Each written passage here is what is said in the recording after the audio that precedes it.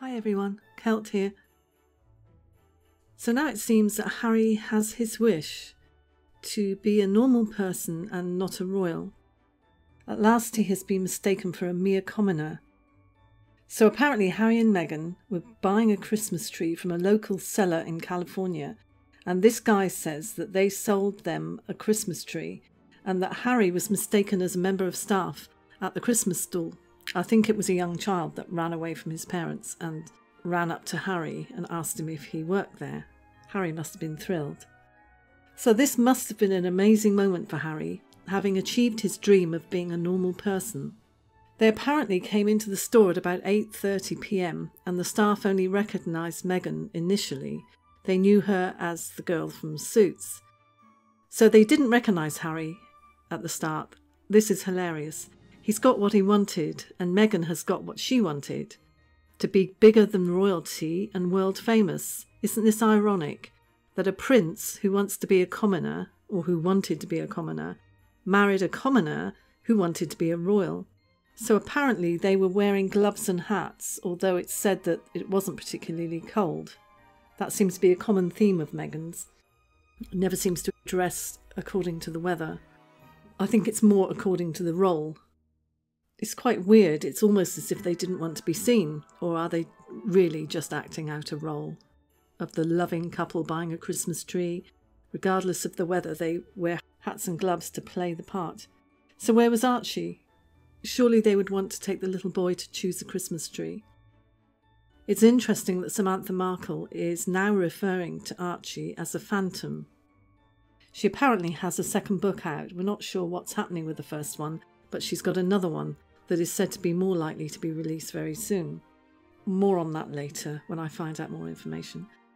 One of my viewers has just informed me of a shocking situation from Meghan's uni days, that people from Meghan's past are implying that she has a sadistic streak.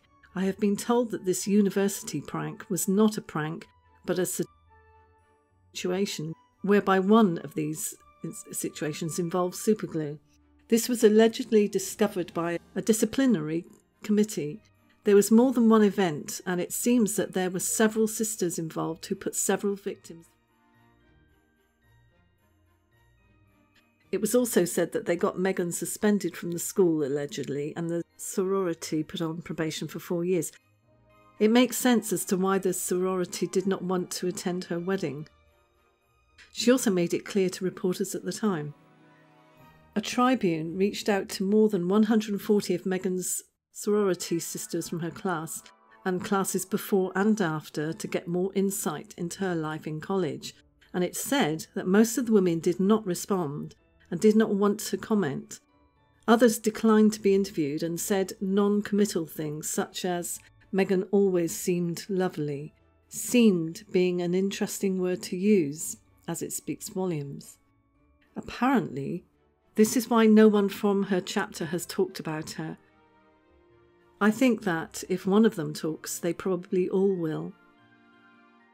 Kids can be cruel in school, and university pranks are renowned for being quite over the top, but for people to not want to have anything to do with someone in their adult life due to this shows that maybe this wasn't just a typical college prank, but something a bit more serious.